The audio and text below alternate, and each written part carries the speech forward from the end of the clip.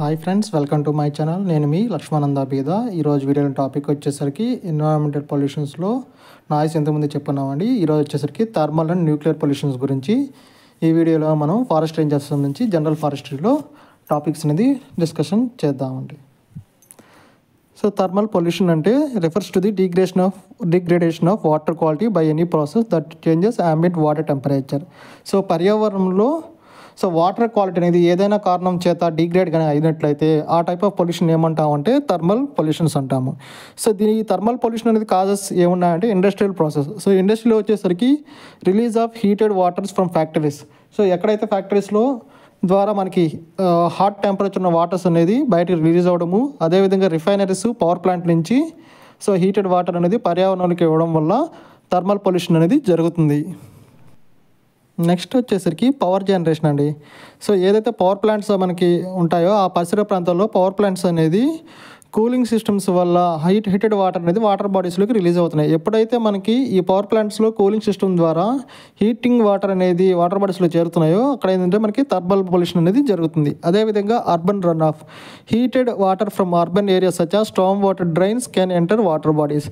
So పట్టణీకరణ ప్రాంతంలో ఏం జరుగుతుందంటే మనకి డ్రైనేజ్ ద్వారా కానీ ఈ స్టార్మ్ వాటర్ అనేది అంటే హీట్ కలిగిన వాటర్ అనేది డ్రైన్స్లోకి అంటే వాటర్ బాడీస్కి ఎంటర్ అవ్వడం వల్ల మనకి థర్మల్ పొల్యూషన్ అనేది జరుగుతూ ఉంది.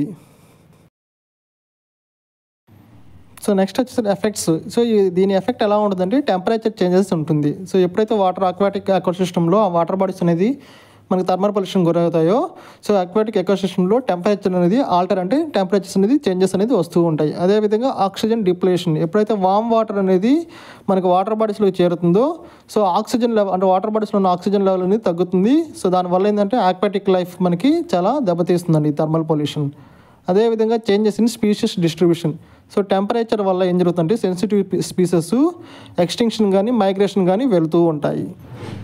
Next one increased bacterial growth. ఎప్పుడైతే వాటర్ బాడీస్లోకి వామ్ వాటర్ అనేది రీచ్ అవుతుందో సో ఈ వామ్ వాటర్ బాడీస్లో ఏం చేస్తుందంటే బ్యాక్టీరియా గ్రోత్ అనేది ఇంక్రీజ్ చేస్తుంది. సో దీనికి దేనికి కారణం అవుతుందంటే వాటర్ బోర్న్ డిసీజెస్కి మారడానికి ఆస్కారం అనేది ఉంది. థర్మల్ పొల్యూషన్స్తో మనకి వాటర్ బోర్న్ డిసీజ్ వచ్చే అవకాశం అనేది ఉంటుంది. సో మరి ప్రివెంటివ్ మెజర్స్ ఏం తీసుకోవాలంటే ఎఫిషియెంట్ కూలింగ్ సిస్టమ్స్ అనేది పవర్ ప్లాంట్స్లో మనం ప్లేస్ చేసుకోవాలి. So dry cooling, hybrid cooling సిస్టమ్స్ని మనం పవర్ ప్లాంట్స్లో మనం మెయింటైన్ చేయాలి. అదేవిధంగా water treatment. So industrial waste వాటర్ని హీట్ అనేది రిమూవ్ చేసి పొల్యూటెంట్స్ని రిమూవ్ చేసి వాటర్ బాడీస్లోకి మనం రిలీజ్ చేయాలి. అదేవిధంగా ఎఫ్లూయెంట్ గైడ్లైన్స్. సో ఏదైతే థర్మల్ పొల్యూషన్స్ వల్ల జరుగుతుందో దానికి సంబంధించి ఎన్విరాన్మెంటల్ గైడ్లైన్స్ అనేది తప్పనిసరిగా మనం ఫాలో అవ్వాలి. అదేవిధంగా మానిటరింగ్ అండ్ ఎన్ఫోర్స్మెంట్. రెగ్యులర్లీ మనం వాటర్ టెంపరేచర్ని రెగ్యులేషన్స్ ప్రకారం ఉందా లేదా మనం మానిటరింగ్ చేస్తూ థర్మల్ పొల్యూషన్ అనేది జరగకుండా మనం అంతు ప్రయత్నం అనేది మనం చేస్తూ ఉండాలండి. So next one nuclear pollution. ఇది refers to release of radioactive elements into the environment posing a threat to human health and ecosystem. So radioactive substances ఏదైతే ఉన్నాయో అది పర్యావరణంలోకి రిలీజ్ అవ్వడం వల్ల ఏం జరుగుతుందంటే మనకి హ్యూమన్ హెల్త్కి అదేవిధంగా అక్వాటిక్ ఎకోసిస్టమ్కి మనకి డ్యామేజ్ అనేది జరుగుతుంది. ఆ టైప్ ఆఫ్ పొల్యూషన్ ఏమంటామంటే న్యూక్లియర్ పొల్యూషన్స్ అంటాము. సో దీనికి కాజెస్ ఏంటంటే న్యూక్లియర్ యాక్సిడెంట్స్ అండి. అంటే release of radioactive materials from nuclear power plants or other facilities. So ఈ న్యూక్లియర్ యాక్సిడెంట్స్ ఎందుకు జరుగుతాయంటే మనకు పవర్ ప్లాంట్స్ నుంచి రేడియో ధార్మికత పదార్థాలు ఏదైతే ఉన్నాయో అది నేచర్లోకి ఎన్విరాన్మెంట్ రిలీజ్ అవ్వడం వల్ల ఏం జరుగుతుందంటే మనకి న్యూక్లియర్ అనేది పొల్యూషన్ జరుగుతుంది. నెక్స్ట్ వన్ న్యూక్లియర్ టెస్టింగ్ వచ్చేసరికి సో అట్మాస్ఫెరిక్స్లో న్యూక్లియర్ టెస్టింగ్ జరగడం వల్ల ఏం జరుగుతుందంటే రేడియో యాక్టివ్ మెటీరియల్స్ అనేది డిస్పర్స్ అవుతూ ఉంటాయి. సో వీటి వల్ల కూడా మనకి న్యూక్లియర్ పొల్యూషన్ అనేది జరుగుతుంది. Next one nuclear waste. So improper disposal of nuclear waste contaminates to the environment. అంటే పర్యావరణంలోకి న్యూక్లియర్ పదార్థాలు ఏదైతే ఉన్నాయో వాటిని సరైన రీతిలో డిస్పోజల్ చేయకుండా ఎలా పడితే అలా చేయడం వల్ల ఏం జరుగుతుందంటే న్యూక్లియర్ వేస్టేజ్ వల్ల మనకి న్యూక్లియర్ పొల్యూషన్ అనేది జరుగుతుంది. అదేవిధంగా ఇండస్ట్రియల్ ప్రాసెస్.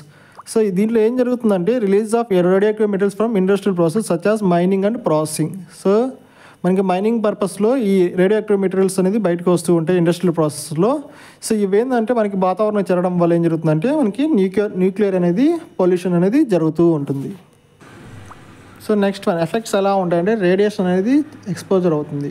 సో ఈ న్యూక్లియర్ పొల్యూషన్ వల్ల ఏం జరుగుతుందంటే జెనెటిక్ మ్యుటేషన్స్, అదేవిధంగా రేడియేషన్ వల్ల క్యాన్సరు, అదర్ హెల్త్ ఎఫెక్ట్స్ అనేది మానవుడికి పర్యావరణంలో జరుగుతూ ఉంటాయి. అదేవిధంగా environmental contamination. So radioactive materials వల్ల సాయిల్ కంటామినేట్ జరుగుతుంది, వాటర్ కంటామినేట్ జరుగుతుంది, ఎయిర్ అనేది కంటామినేట్, అంటే 3 types of soil, water and air pollution కూడా జరుగుతుంది.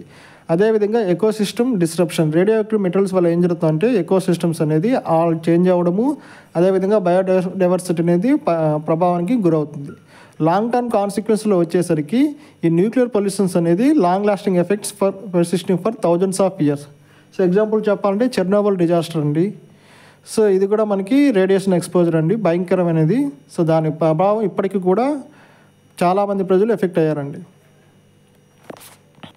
నెక్స్ట్ ప్రివెంటివ్ మెజర్స్ వచ్చేసరికి robust safety measures. So nuclear pollution అనేది మనకి జరగకుండా సేఫ్టీ మెజర్స్ అనేది మనం ఎమర్జెన్సీ ప్రిపేర్నెస్ ప్లాన్స్ అనేది ఎగ్జిక్యూట్ చేయాలి. అదేవిధంగా రెగ్యులేటరీ ఓవర్సైట్.